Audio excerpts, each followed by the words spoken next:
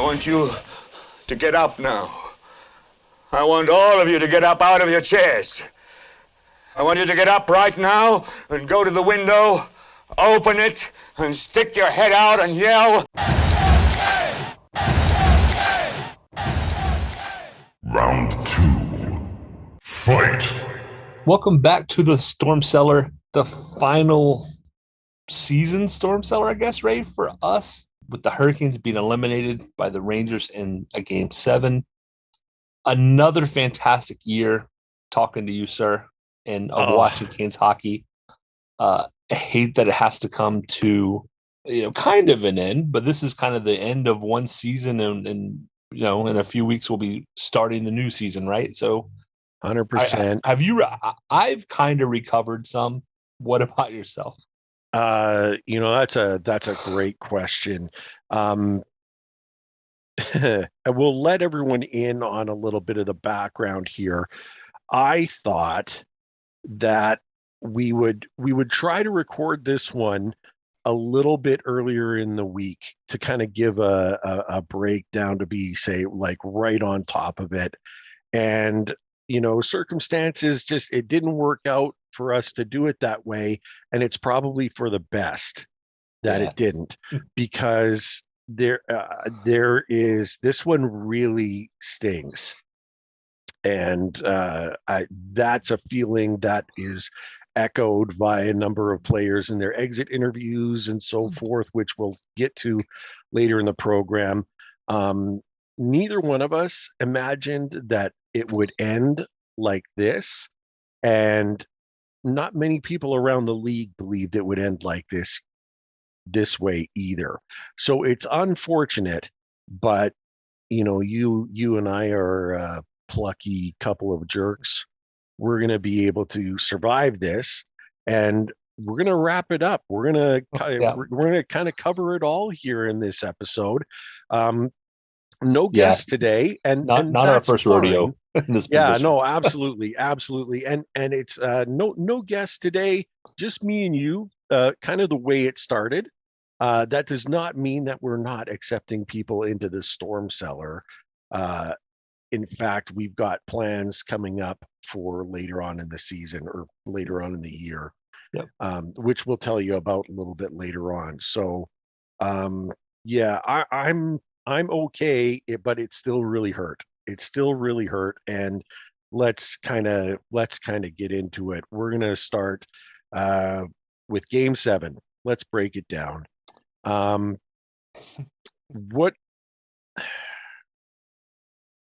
What more do you say other than perhaps the turning point in the game happened within the first 2 minutes, and that was the toe save by Shesterkin on Turbo, where he was point blank in the slot on almost a guaranteed goal, and somehow he kicked his leg out.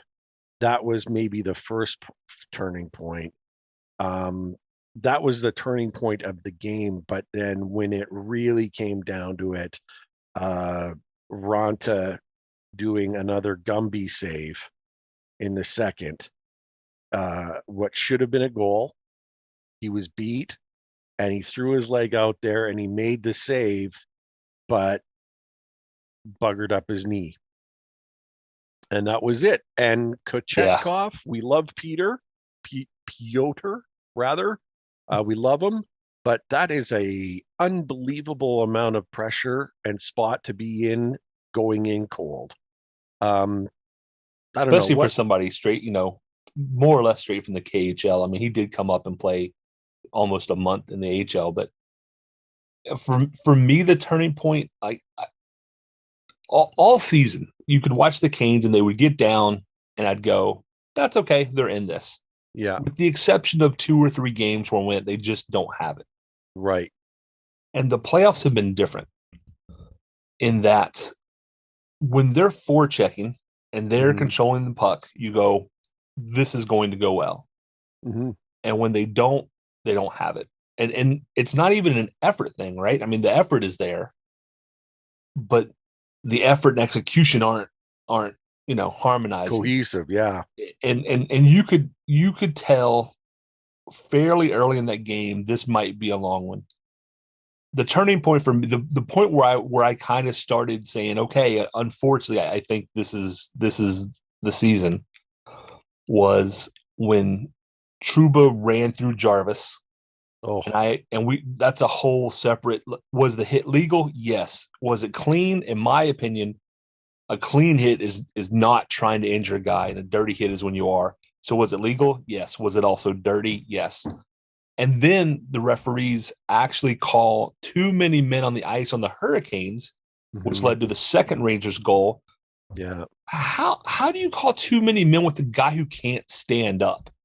I understand by the letter of the rule you can make that call, but how do you, as a professional referee, Yeah. the rule is to keep a team from having an advantage. That's the reason for the rule, is that you can't get 6 players on the ice and have an advantage.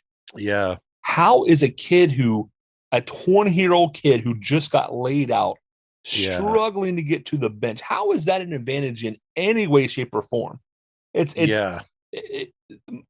I was so mad. It's probably good we didn't record immediately, because I'm still mad about that. Yeah, you know what? And Brad, I'm kind of with you on that one. I was not so much. Look, there's a lot of anger to go around there. Trouba hits to hurt every time. That's the way he plays.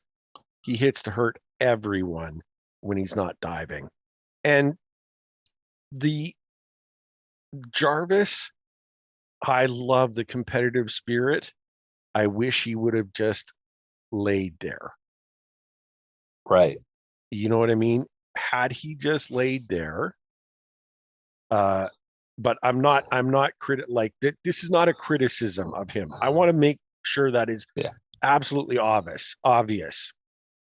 The competitive spirit for him to get off the ice because he knew he was in trouble, I can't even believe it. Like, the effort that he puts in every night, that's what I love. I absolutely most consistent love it. forward maybe in the playoffs. No question. It may not always have turned up on the score sheet, but his effort and what he did was amazing. Not always on the score sheet, but on every shift you could see what he was doing, and it was impressive. I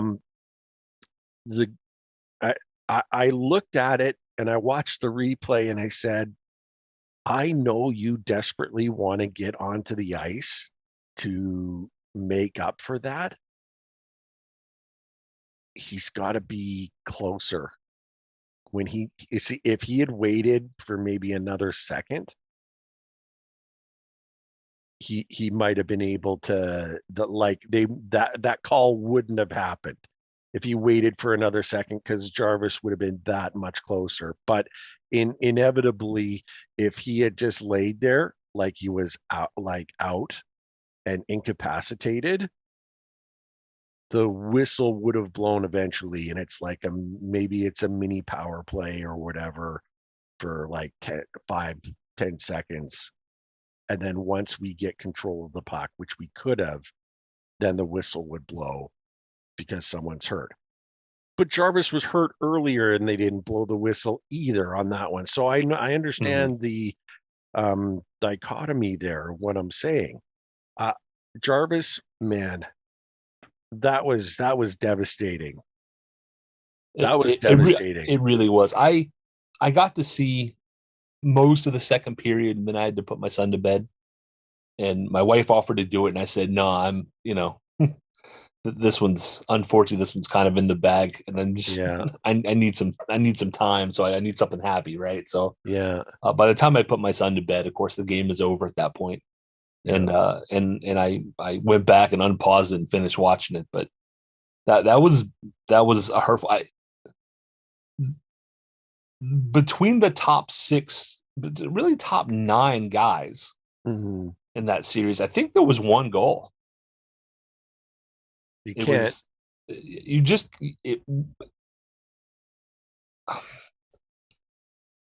Throughout this series and the Boston series wasn't maybe quite as bad because they dominated so well on home ice. Yeah. It was a lot closer with the Rangers. So Mhm. you knew Game 7 wasn't a lock. Like I felt pretty good going into it. I had a sign, Ray. I should have known. I have been looking for a game used Raleigh Ice Caps jersey, Yeah. and there was one up for bid on eBay, and the Yeah. auction closed that afternoon. Oh yeah. And I was sitting there, and me and another guy were in a bidding war to see who was going to get it, and I lost because he finally got to a point. I said, "Nope, I know my Yeah. limit, and I'm not going to go above it." And it actually is somebody who I kind of know through a game worn collectors. So when I lost that jersey, I said that is a bad omen for the day.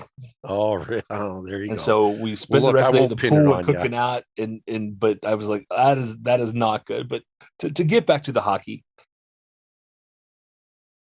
there's plenty of blame to go around. Yeah. I have seen blame on the coaching staff that goes up to and including firing Rod Brindamore, which is just What? the silliest notion I've ever heard of. Jeff Daniels, who I believe is running the power play, I've seen a lot of people talking about Jeff Daniels being gone, and he's been in that position a long time. I don't know that I can defend him as much, but I No. will say that a lack of really doing anything to switch up the power play, not really shuffling guys around except for just a little bit. You don't try like an umbrella or an overload. You don't try a Yeah. 1-3-1. Yeah. That's coaching. That is Rod's staff being out coached Yep. by teams who watch enough film to say, well, we know everybody on Twitter and Facebook, all the fans, we all know what the power play is going to look like before it happens. Yeah.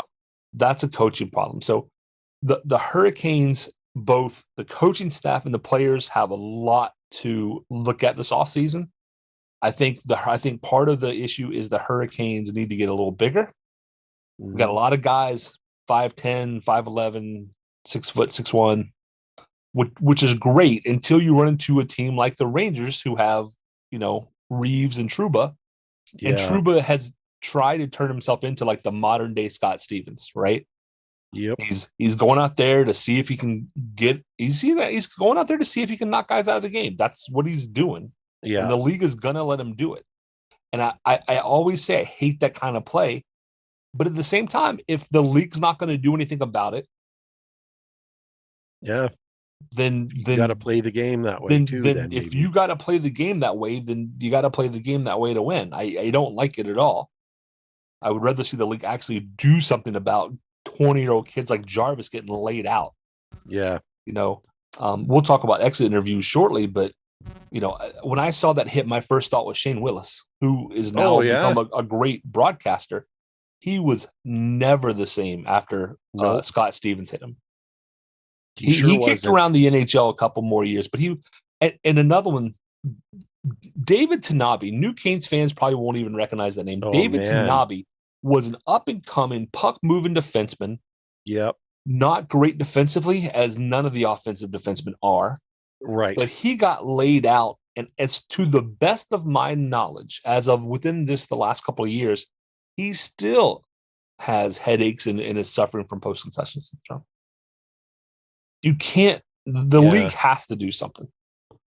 I don't want to take hard hits out of the game, but we see hard hits in things like Olympic hockey and in European hockey leagues where they don't elevate through the people's heads. You go from the shoulder through the body. That's fine. Yeah. But the hits like Trouba, and Trouba's like 6'8".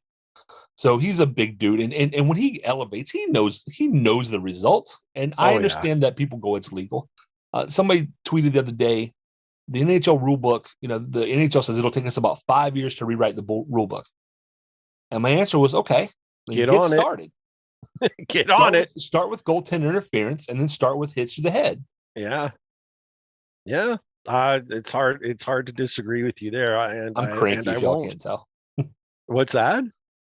I said I'm still cranky if y'all can't tell. No. And you know what? And rightfully so. This was because I think there's not a person on the team who isn't cranky about the situation, because this was, you put it perfectly, a couple of episodes back, you talked about this being a great window of opportunity. And for the past 2 years before this season, we had done well. Like, we were in the playoffs and moving upward, getting better and growing, but we stalled out here. And we've got a little bit of avalancheitis going on now. And we're trying to find that next level. And what annoys the hell out of me is the fact that those people who suggest that the Hurricanes don't have the superstars to push them over the edge to get them further are kind of, I don't want to say that they're onto something, but they've been proven right based on the results. That the stars that we have, who are superstars, I'm sorry, Aho, superstar, Svechnikov, superstar. We have unbelievable skill and talent, all-star players. Okay? Agreed. That every team in the league would give their left leg and their right to have on their squad. No question. No question. They haven't found what they need to do to get to that next level. This one really stings, and it's going to sting for a while. And we've heard that was an echo through all of the exit interviews. Before we get there, the series in general, like you said, we just did not get enough from we just didn't get enough. The penalty kill was horrendous. And bad penalties from guys who should know better. Yes. Ian Cole, and the discipline. The discipline was just not there. They did not have and what it was frustrating was they were saying over and over and over again, we have to be more disciplined. We have to not find ourselves in the penalty box. And then they go out that very next game and take 2-3 penalties. And some of them just terrible. Terrible judgment. You're in Calgary, so maybe people listening will find this funny. This year's Hurricanes are like the Chuck Amato NC State Wolfpack. Dynamic, explosive, put up points, could win a lot of games, and just did the most boneheaded things at the most boneheaded times repeatedly. Yeah. And then you interview the coach, who goes, we got to do better at penalties. And what's the one thing that they don't do better at the next game? Penalties. Yeah.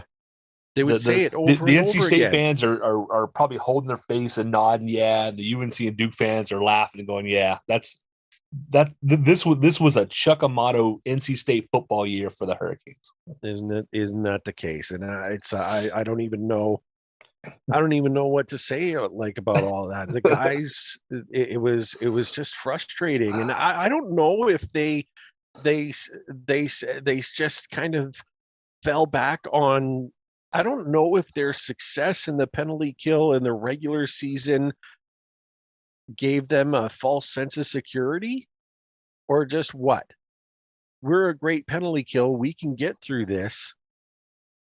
And then you come up with, you cannot give talent like Zibanejad, Kreider, Panarin, Fox. You can't give those guys the opportunity over and over and over again in a game. Even, and especially in the playoffs, even one power play goal can be enough. Especially when you got Shesterkin in the back. You know what I mean? Every power play goal that they scored made it easier for Shesterkin, who, if he let in a bad one, and he did allow bad goals. Yep. It just let him feel more comfortable. And the more comfort he gets, the better he is. It's unbelievable. Yeah. Now, look, this series and the whole playoffs affected greatly by goaltending injuries. We didn't have Freddie. Ronta, who played well, injured in the first series and then hurt in game 7 when we were still close. It was still 2-0. What's crazy about this, about game 7, is Kochetkov took the loss. Like, he's the goaltender of record. Yep. Which is really unfortunate, and people now look at the goaltending situation for the Hurricanes and say Ranta and Anderson were fantastic. They're the Jennings Trophy winners. Are they the ones that you want to keep around because they get injured, guys? What there's going to be a lot of questions now, which again, I'm jumping ahead into the podcast, and I'm sorry, but there's just so much to talk about. There is. Real quick before we move on, just two more serious thoughts, because you kind of touched on these a little bit. One is, you were talking about superstars. Yeah. The Hurricanes they play unselfish hockey, which is great, and that has served them pretty well. But this is a Letterkenny moment for those of you who watch the show. Selfish hockey. The Hurricanes need a true goal scorer. Yep. They need something like one that we traded away to Buffalo.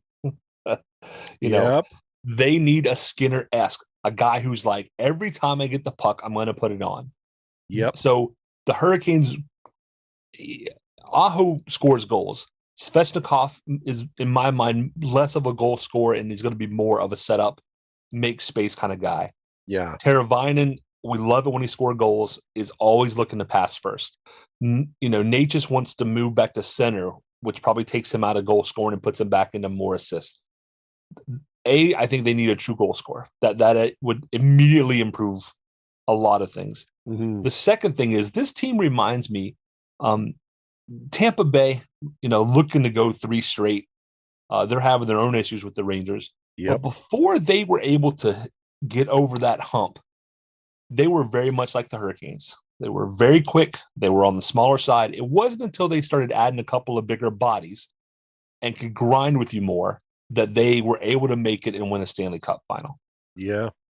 So if you go back and look at Tampa Bay, 3, 4, 5 years ago, very, very similar in nature, in my opinion, to what the Hurricanes are giving you.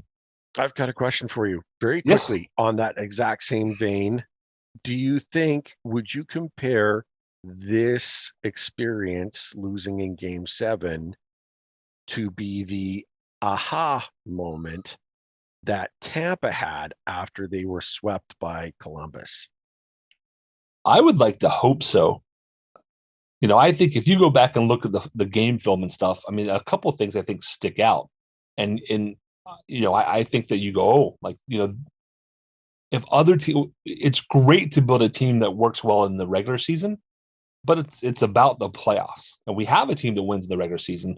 They showed that this year. They went on, 54 wins, 116 points. But the playoffs is a different beast. Yep. So I think if that's not on Waddell's mind, that's troubling. It should be. It absolutely should be. That's sorry, and you had another point before I jumped in with your question, because those were that two. really it just jumped out at me that the Lightning really just found that maybe this is the thing that just kind of says, okay, now we know exactly what we need, and then we still have a lot of talent on the team and stuff. We can turn things around. One of the guys that I think who could be that pure goal scorer that we need is just a kid. Jarvis could be that guy. He absolutely could be that guy. From what we saw in his rookie season, you've seen his ability to go to the net. You've seen his willingness to shoot. I lost count at the number of posts that he had, and his exit interview was fantastic. It was. He was great. His discussion and about the effect that Rod Brindamore has had on his life. That's what I wanted to focus on. There is a kid who knows where it's at, appreciates what he's got with the team, and this is a guy who's going to, I think, really want to elevate his game next season based on what he's experienced. He's got that first. They always say there's a bit of a sophomore. What is it? The sophomore jinx? Sophomore slump. Sophomore slump. I don't think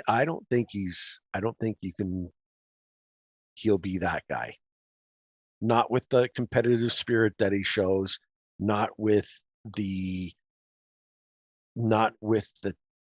team that he has around him, the players that he has around him, not with his coach.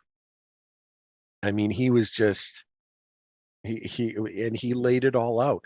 I can't believe that someone said they needed to fire Rod.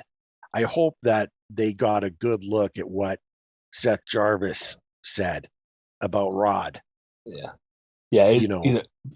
And I'm one to preach, don't take what I say during a game too seriously, right? Because you're running on emotions. But I have seen that from a very small handful of people, and that's ridiculous. When I think of Jarvis's exit interview, I keep going back to him basically having lost a day of memory after the Trouba hit. Isn't that something? And my worry is not about his willpower or his ability, but I do wonder if when he takes the ice and starts getting hit next year, will that affect him? I mentioned Shane Willis earlier. Some guys take that hit and they're never quite the same. And some guys pick themselves up and just keep going. I mean, in the same year that Shane Willis got knocked out, Stevens took out Ron Francis. Yeah. Now, Ron's a lot older, and Ron was able to come back and just keep doing his thing. Good Lord, that is that's my worry hit. there. That the picture of Ron trying to get off the ice. That's exact that I was crying when that hit happened. I cried. There's no and Jarvis looking like Ron trying to get off the ice. 20 years later, the NHL has not done a single thing to prevent those kind of said, oh no, those are legal. Yeah. Career ending type of hits potentially. I've seen what he can do in juniors. He did far better than I expected of him. He found his way to the top line. I think he's onto something. I think the Canes are onto something, and he's going to be very productive in the future despite that hit. Yeah. Despite that hit, I think he's going to be very productive. I hope that's the outlier for him, because for sure. I don't want to spend all time talking about clashes. Jacob Slavin had a great exit interview as well. Got a chance to listen to him, and he said it stings, but he had good comments about. We got a little bit of insight about his partnership with TDA, which was really interesting. You know what I mean? He didn't throw him under the bus. He didn't throw TDA under the bus. He actually spoke very well of him, but also shared some of the times where, working with your partner out there isn't always, smiles and sunshine either. Like that one episode that everyone had a laugh about. They're in a face-off during the game, and Jacob Slavin looks over to him and realizes, oh crap, we're in the wrong position. We got to switch. And TDA said, nah, we're not switching. And left it at that. And it's like, when Jacob Slavin, the clear leader of the defensive team, says we need to switch, that's a lot of nerve to have to say, nah, that's not what we're doing. We're staying right where we are. And he spoke about TDA's emotion, which would get the better of him at times. He didn't throw him under the bus, but he stated facts pretty plainly about the wasn't all relationship sunshine that he and had. rainbows. No, it absolutely wasn't. It absolutely wasn't. And, he spoke about how he's at peace with the situation because, the game isn't the whole world. He called it just a game. And when I heard that, I didn't know what to think. There was a part of me that says, it's the right attitude to have for you as a person, as an individual, to understand that the world does move on and it's not the end of the world if you lose a game. But part of me wondered, maybe it needs to be a little bit more. Maybe it needs to be a little bit more than just a game. I feel like he's also the kind of guy who, even if it's killing him on the inside, like he's not gonna, like he's gonna be the professional. He's gonna give you the soundbite that you kind of, not the whole interview was what you want to hear, but he's, I feel like maybe he's one of those guys he's not going to tell you how bad it really stings, because I got a feeling he took it pretty hard. If I had to guess, I'm sure he did too. And I don't want that to sound like criticism either. I love Slavin, but there was that part of me that goes, just a game. I hate that. I hate hearing that after. I'm glad he's like that, because I think that type of attitude is what makes him as good at his job as what he is. Right. Yeah. It's all business. But he said he spent a lot of time saying that too. This game is business, and about the coming to the next season too. What is the team going to look like? What is, he said that it's a business. He said he would love to have TDA stay, but it's business and everyone's going to be in for themselves. And there's a few others that are, possibly moving on too. With the cliches, Nino and Trocheck both basically on record saying, I want to stay, which some people got really excited about. And I said, whoa, of course they're going to say that. Yeah. Even if they don't want to stay, they're going to say, they're still going to say that because it's the right thing to do. Right. And, I wish there was a way we could keep them both. I like both guys. I wish that was an option. I don't know that it is. Yeah. But there is a little window, because one of the things that we heard from the captain, Jordan Stahl, who has one more year left on his contract, is that it certainly sounds like in his mind, next year's probably the end for him. Right. And before he made that comment, I would have said, you can't keep Trocheck because you have KK you're paying $4.8 million to. Yep. He's not going to be your third line guy. He's going to be your second line guy. He's got to be at that kind of money. You can't keep him on the fourth line. But if it's only for a year, if Jordan has kind of already told management, next year is going to be my last. Yeah. The money pinch would be tight for a year. But can you find a way to keep Trocheck? Yeah. Then for 1 year, maybe KK plays fourth line center. Right. And then when Stahl retires in a year, maybe KK goes up to 2, Trocheck drops down to 3, and now you're set for a couple more years. But he's also, 29? So he's getting to that point where he's going to get – the Canes are going to want a shorter-term deal, and but he's going to want that big money deal. No question he will. And that's – man, oh man, just having them both around is going to be, we need to have, I would love to have them back. And the fact that they said unequivocally that they want to stay is great, which is very different. Or partially different than guys like in Calgary, a Johnny Gaudreau, who after his statement, he's UFA, and his exit interview, he said, yeah, I'd love to stay, but we're going to see where things go. You know what I mean? Mhm. Everyone thinks he's out the door already. And they've got their own issues right there. So hearing them say forcefully that they want to stay, it gave a little bit different impression. You can kind of get a different vibe from the guys that actually, when they say they want to stay, of course, you were right, Brad. Of course they're going to say they want to stay. They love their team. That not very many guys would say, yeah, that's it for me. I'm out of here. See ya. Like that's not their Right. answer. Versus like, no, I want to stay. Like there was no but, and there was just I want to stay.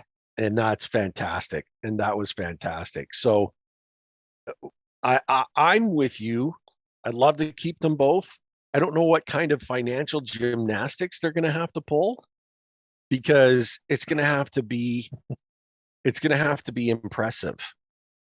And what does keeping them around do to the guys coming up from the farm as well? I mean, we've got talent that we could bring up as well. And so where does that all fit into the grand scheme of things of what we're willing to let go?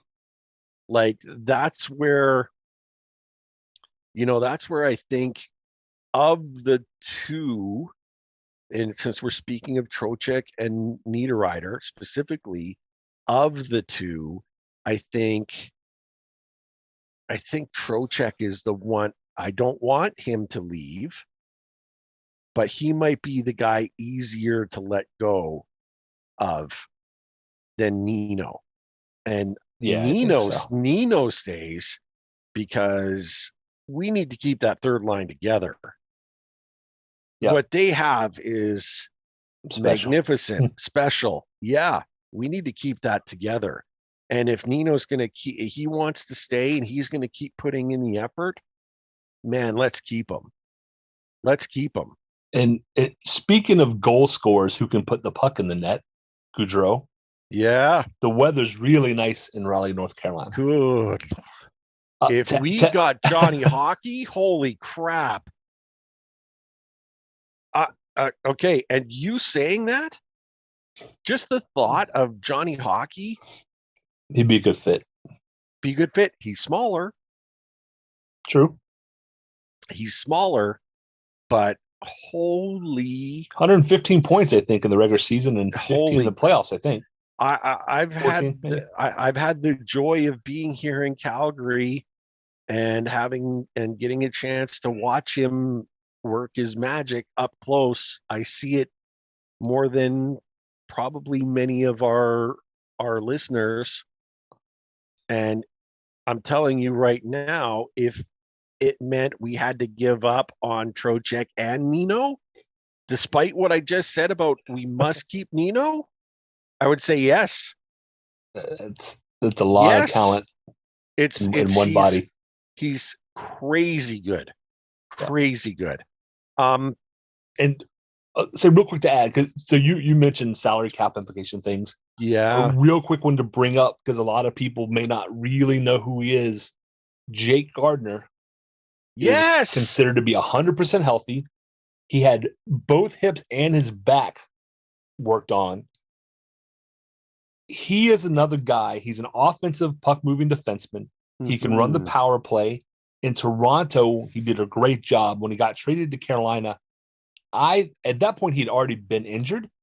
I don't think he ever played a game for Carolina that he wasn't hurting. I mean, both hips and back is not something you can do in skate, right? Never at 100%, ever. So he's going to cost the Canes so he's not on LTIR anymore. That's going to cost the Canes about $4 million, a little less than $2 million if they buy him out. But if you don't want to keep TDA, Gardiner is as good of an offensive defenseman as TDA is. At least he is proven in the past he can be. Yep. He's not nearly the defensive liability that No. TDA is. I'm not saying he's a great defender, because we all know that offensive defensemen generally aren't, but he is a serviceable defender. Yep. And I know there are people listening that I'm sure are big Tony fans. He's not good at defense. He's not our best defender because he points up points. His defense is poor. It's you bring him in to put points on the board. That's why he's there. Yep. Gardiner can do that. Gardiner can actually also play some defense. Yep. You take a risk, right? Because he's been, his last season was just brutal 2 years ago. Oh man, just an abomination of a season. So, yep. But if he's 100% healthy, that's a body I would be willing to take a chance on, because you're already paying him, right? Yeah. It's 4 to keep him, 2 to leave. That's $2 million that you could use somewhere else. But if I believe D'Angelo is arbitration eligible, I believe I'd have to double check, but he is a restricted free agent. But a qualifying offer for him could easily be $4 or $5 million or more. Yep. For several years. I don't trust him to not blow up during that time frame. You saw it come out toward the end of the season, the playoffs, like he's been on his best behavior, so to speak. Mm-hmm. I still don't trust him to not lose his cool, especially in light of some of the things that Jacob Slavin said. Yeah. TD. When you TDA, have an option you're already paying for, if you can trade D'Angelo and get something back for him, I would entertain that, with knowing that Gardiner is 100%, because the reality is that either of those guys is going to give you similar numbers with similar, slightly better going toward Gardiner defensive capabilities. I'm going to jump in with a comment on TDA. I appreciated everything he did offensively for the team. He put, for the most part, from the moment he was brought in, what did I say? I wanted him to put up and shut up. And for the majority of the season, that is exactly what he did. Yep. Until the very end. Where, in my mind, he took a little too much joy in being the villain. You know what I mean? Mm-hmm. Like, there was something there that he, what did he put up for points in the final series? 2. He had an assist and a goal. After really putting up great numbers in the first one, he goes up against a team that he used to play with and booed every time he touched the puck in New York vociferously. And he, I think, enjoyed that a little too much. And it took his focus off what he was doing so well against Boston. Now, who am I to judge? But you could see a much different talent and ability and skill in that series against the Rangers than you did against Boston. So your question and your statement about whether or not he could maintain the put up and shut up attitude for the length of a long-term contract, I'm kind of with you. That's a huge question, because he really didn't do all that well when push came to shove at the very end. He enjoyed being the villain a little bit too much. And the Hurricanes at this point have had a few too many guys that we're paying to not play hockey. Yeah. Alexander Semin. Yeah. Whose albatross contract has finally come off the books. Finally. You don't want to get into that situation. Now, that being said, in some ways, as long as Tony can put up points, it's a safe bet. Yeah. Because if he's going to put up 60 points a year, somebody's going to take a risk on him. No question. Probably. But the Hurricanes signed him for $1 million. So his market even with that talent, was not existent before this year. If I don't know that he'll be worth more than he's ever going to be to the Canes right now in a trade, because he more or less kept his head, kept his cool on the ice. He put up the points. I'm not saying his trade value is high, but I don't know that it will ever get better than it would be right now. So something to think about. Yeah, something definitely to think about. We're going to move on to, it's a segment that we've done all year, and you came up with a perfect name for it at the end of it. This is, I think, what we'll call it from now on. Instead of my long drawn out way of describing it, we'll call it the Storm Center. The Storm Center is now the segment. We'll name it that. What we always do: depression, storm, hurricane, whatever we want to call for, and we'll do this one for the season. And we may do it a couple more times based on what we've got planned going later on in the year in podcasts. But you and I will break this down. You and I, the season, the Storm Center. This is what we're calling it: depression, storm, hurricane. Which way do you want to go? From bad all the way to good all the way to bad? Which way do you want to go? Let's go bad to good. Let's finish high. Finish strong. Like that. Okay. I'm gonna put to you tropical depression. Easy for me, and that is special teams, and I'm including the coaches on special teams. Yeah. For the third year in a row, our special teams in the playoffs just has gone away with very little real movement. They tried some things. None of them were effective. That's a coaching issue. Yep. If Jeff Daniels is not the guy to coach the power play, and he's not, bring in a power play coach. I'm not saying you have to get rid of Daniels. I'm saying Tom needs to open up the wallet and spend, what he needs to spend on a power play coach. Somebody whose job is to say, this is what we're going to do. And when it's not working, I have other ideas and ways to make this work. Right. So some of it's the players, but a lot of it comes down to, we know the one too many passes. Like the thing the players need to do is get more aggressive. Yeah. Shoot the damn puck. Pardon my language. Coaches, if it's not working, like swapping in Jarvis for Svechnikov, I think it was on power play 1, worked a little bit. At least that was something, right? But then even that started to falter. Try something else. It's not that there's only so much you can do, because if you look at the other games going around the league, there are some dynamic power plays. The Wolves game last night, oh my gosh, Chicago Wolves. Yeah. Who's their power play guy? Let's bring him in. Bring him up.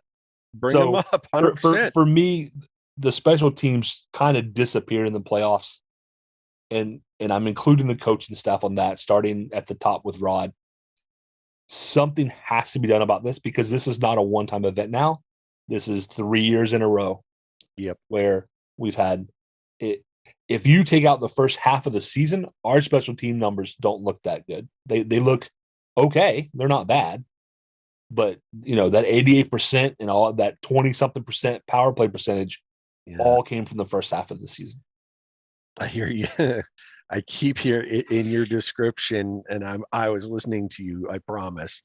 But the whole time you were saying that, I had that one scene in The Simpsons where Ned Flanders' family were trying to deal with Ned Flanders as a kid, and the mom says, "We've tried nothing and we're all out of ideas." Right? That's exactly it. That's exactly it. That's exactly it. If I have a tropical depression, and I hate this, to bring it down to one person. Ooh. If I hate it. I absolutely hate this. I'm going to ask Tom to trade Martin Necas. Martin Necas has a lot of talent, a lot of skill, but the frustration of his complete and total disappearance in the playoffs, coupled with the fact that you can't look at his contract and move him down to the fourth line, to make room on the top line for someone who can be more productive. Where do you put him? You certainly don't put him on the top line. He was a threat on the second line. The problem being, whole teams identified that he was never going to shoot, and they left him open. He's not going to shoot the puck. When the broadcast team knows it, everybody knows Everyone knows it. Everyone knows it. And I hate putting his name there because I see everything that he could bring. I see the talent that he has, his quickness. He's okay he's good on the penalty kill because he spends time there as too. He's quick. He's got a great shot. He doesn't do it enough. And if we're looking at assets to make the team better, he's something that could garner something good in return.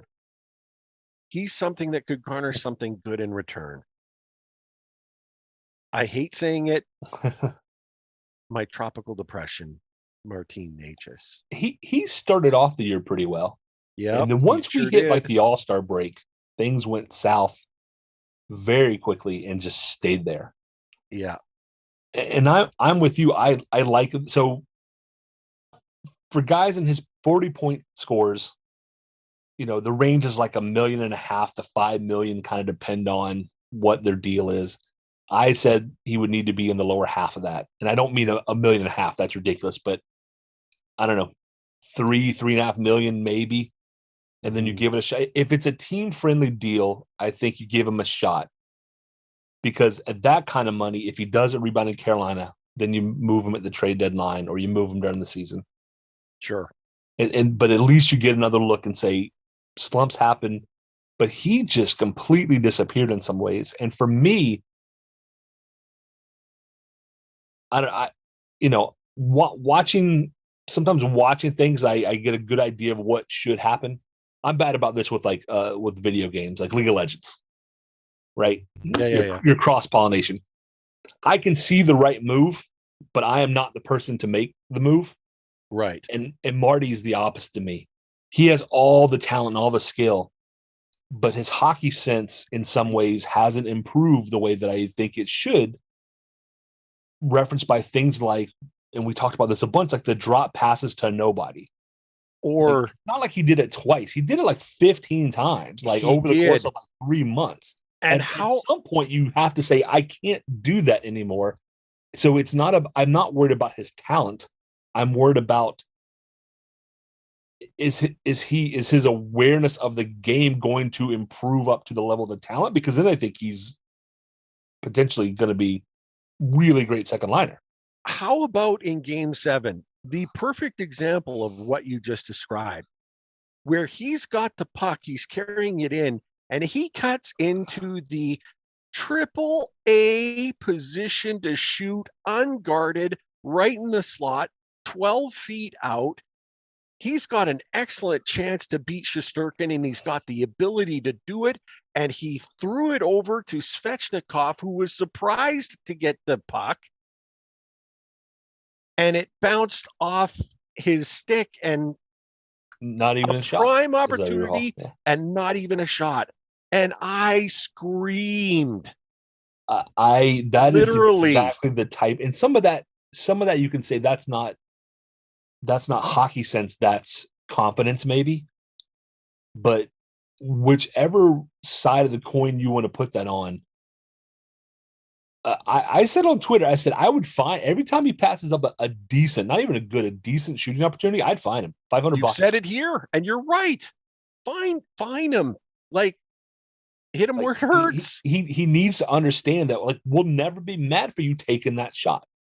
I will get mad at you passing up what was a really good shooting opportunity. Maybe it doesn't go in. Okay, so like you said, Svechna wasn't ready for the pass No. and fumbled it, and then we get nothing out of it. Yeah. That's exactly the kind of thing that frustrates me about him. I would like to see him back. I would like to give him another opportunity. If it doesn't work out, I think that maybe it's just the system, and I don't think he's going to be a bust. Whether it's for us or somebody else, I think he's going to end up being a very good hockey player. He's The got way question too is, much talent. Is Carolina the place where that's going to happen? That's my question. Yeah. Like I said, I don't like saying that. Not even in the least. Who's your Storm, or who or what is your Storm? My Storm is maybe a little bit outside the box. My Storm is going to be the up and coming kids from Chicago. I haven't gotten a chance to watch a lot of Wolves games, but I've seen a couple. I certainly try and go back and catch highlights when I can. We have a couple of guys down there that should be able to make the club next year and make an impact. And that's the kind of thing where that gives you a little spark for the future, which is what being the Storm is about, right? Because they're not doing anything for the club this year insofar as the big team, but they are making a significant impact with, they won game one of their Western Conference Finals game last night with Reeves putting in a goal, a beautiful OT winner. So because for the most part, I think all of our NHL level players did a very good job. Collectively, they kind of disappeared in the playoffs. That's kind of on everybody. But looking at some of those AHL talent that we have, guys like Drury, guys like Chatfield, Kuchetkov, that some of those guys will be in your future, and I can't wait to get those guys up to the show. Oh, man. You know what?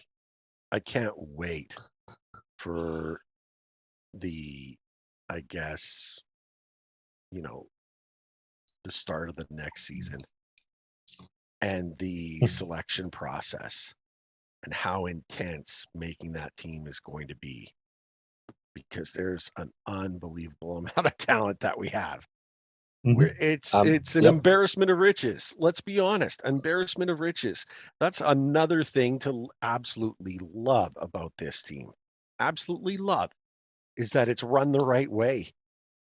And we're going to be turning out these great players and stuff. And if you can build it from the ground up, that's a recipe for success. Absolutely, especially in a salary cap league. Yeah. No question. No question. Who do you have for? Who is your Storm? Who or what? My Storm. My Storm is Rod. And there's in Rod we trust. Okay, right off the top. To me, he is beyond reproach. Anyone trying to talk about getting rid of them needs to give their head a shake and understand. I mean, he got voted on. There were 10 in the Jack Adams voting, which Sutter won this year. He ended up getting a number one vote. 10 coaches out there got number one votes, and he was one of them. And rightfully so. He's amazing. The fire, the passion, the love that he has for this team is great, beyond reproach. But you kind of touched on it. Where he has a hand in finding the right combinations. There were times where maybe he shuffled the lines a little too much. I'll say this. How was that SAT line the start of the year? They were good, scary. It was scary good. It never came back. And I know that would have meant moving Jarvis down to the second line. And Jarvis earned every single bit of his opportunity to be on the number one line. But the SAT line was something special, and we never saw it once. When those top lines were struggling and you need it in game 7,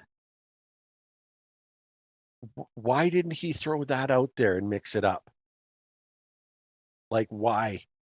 Because, and yes, I know that's putting kind of all your eggs in one basket, right? He made the full lineup better by being able to have Jarvis up there, who was playing great and worthy of time. And then what he was able to make the whole team lines stronger throughout. But there are times when you need to go all in. There's times when you need to shove. And he didn't. And I wonder about that. I wanted the SAT line. At the very least, from the second that they took Jarvis out of the game, we did start getting the SAT line. Like, we did. Had no choice. Yeah. He had no choice in the matter, though. Whereas you could have done that any time throughout that series. In game 6, it could have happened then and didn't. I don't know. That's my only, the tinkering. He had something that was sure to work, or had an excellent opportunity. We can't say sure because it's the playoffs and things happen in the playoffs. But that's what I wanted, and it didn't happen. And I just he's, I mean, as a coach, he's, this is his fourth year. So fourth year. But who? Year. So, and again, who the hell am I? So yeah. So but no, I agree with you 100%. He's got room to grow, and he's got to, I think he put such faith and loyalty in his staff and in his players that, once he gets a little older, he may have to step back a little bit. I'm just wondering objectively if he's seeing some of the things that we're seeing. For example, power play coaching, because he's known Jeff Daniels for 20 years. Yeah. Right. As a player, and then as a coach, and now as, his assistant coach. So I think that's a good one. Rod's doing Rod. Yeah, is Rod's so not going good. anywhere. I love him to death, honestly. But that was just one thing. That's the only reason why I wouldn't put him in the Hurricane status. He's like right on the cusp of being my Hurricane. Your Hurricane for the season. Easy. Antti Raanta. Wasn't it? Raanta, you brought in Freddie, who we found out in the exit interview had a torn MCL. There's no plan on that. They kept saying he's close. I don't think he was really all that close. Because I don't, that's just, as a goaltender, you can't move laterally without an MCL. With a torn MCL, it's just not going to happen. Raanta came into the playoffs, put up better numbers than either he or Freddie had during the regular season, and kept you in games that you didn't necessarily deserve to be in, and did everything you asked of him. In Series 1, he goes out hurt. I'm betting you dollars for donuts he had an MCL sprain. A minor one in round 1, because he did look a little off in 2, but I was like, oh, he's maybe. A lot of people said, oh, he's tired, he's overworked. I think that knee was bothering him, and he just wasn't letting anybody know. Right. Obviously, in game 7, he gets knocked out. In the exit interview, it is an MCL sprain. Yeah. I mean, if you're ever watching a goalie and they're moving laterally and then they just do that whole flop straight on their face. Oh, good Lord. My heart just MCL and ACL should be the only two things you're thinking about, because one of those things really hurts. So Antti Raanta could not have been any better for us. You said early on in today's podcast about do you want Anderson and Raanta back as your pair? And I say you do, because even with the injury bug, now you have Kochetkov, who's going to have that much more experience ready to go. So Antti Raanta is my Hurricane. And an outstanding pick. I couldn't have been more proud of him for the effort that he put in, for the entire success. afternoon. But it will be about 5 more minutes. Yes. Okay, so I could not have been happier for his effort and what he put through. It was tremendous. It was he did everything that we needed.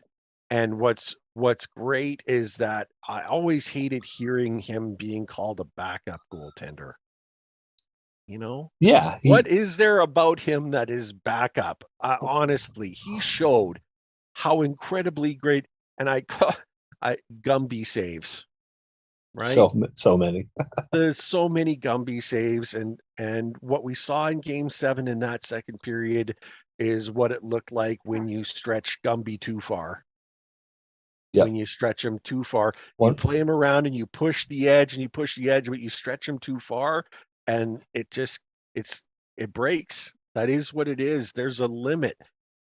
But what he put out, there's no questioning his heart. There's no questioning his desire. Not a bit.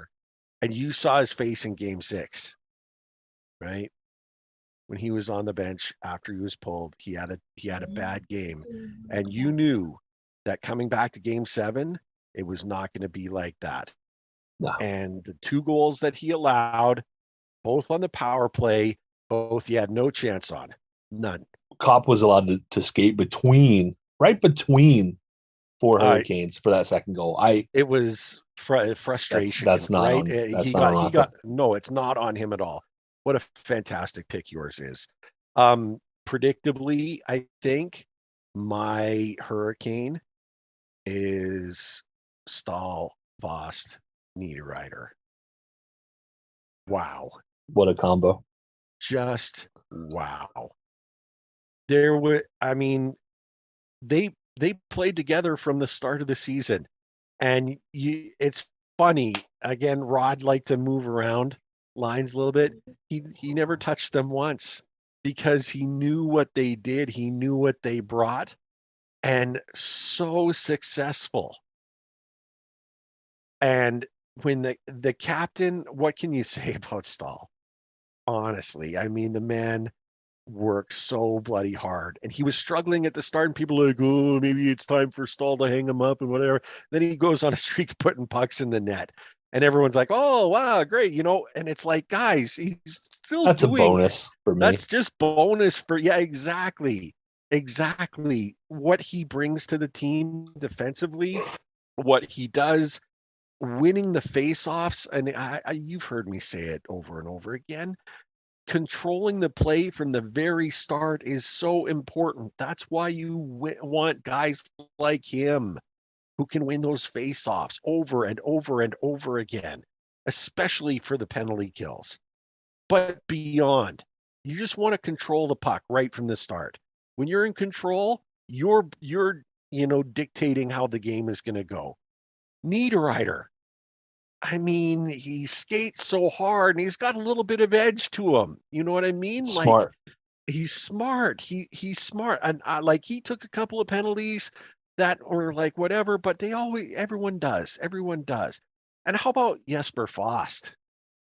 Man, he kind of came into his own this season. I thought he really did, where he was really terrific, and the cohesiveness that line has together, they just all move fluently. Their forecheck was just something of pure joy. As a hockey fan, when you're watching that line come out and keep the other team's best line in their end along the boards, desperately trying to get out of their own end for their entire shift, that's perfection. They really talk about the perfection line. That's Boston, get the heck out of here. That's not, you don't have anything close to it. This was these guys. I love them. They were Hurricane, and they were the strong Hurricane throughout the season. Longevity, ability, skill, talent, desire, heart, there's not really an adjective that you couldn't put out for them to praise them enough. There really isn't. And that's a great pick. And you mentioned the perfection line. In Raleigh, Brad Marchand had 1 point in 7 games paired against that line.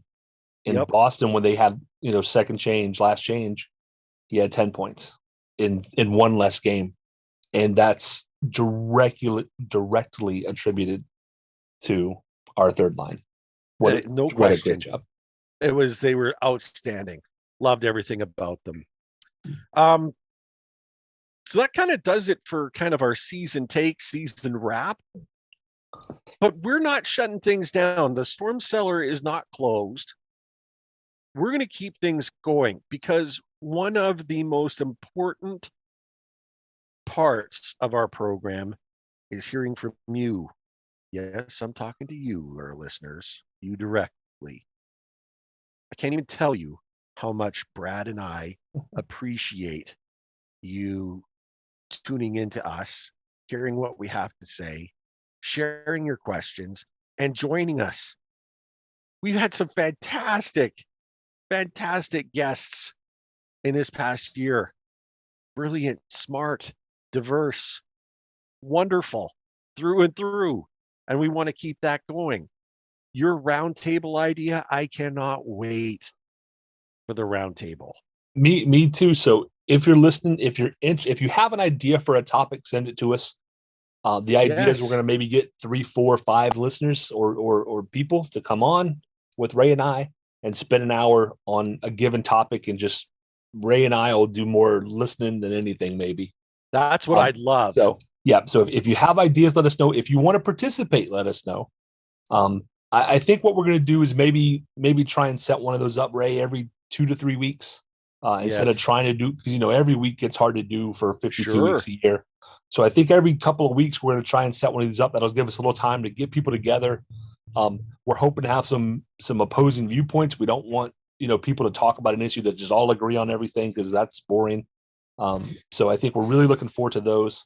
And then the other announcement, which I'll kind of preview a little bit, is I think coming in October at the start of next hockey season, we're going to have a spin-off podcast.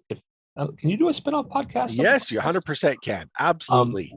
My son and I have been thinking about and working on an idea for a Whalers history podcast. Oh, my dude. We are going to spend the next season going through 26 episodes. It'll be a bi-weekly podcast, 26 episodes. There's about 26 years of Whalers history to go through, and we're going to have a lot of fun.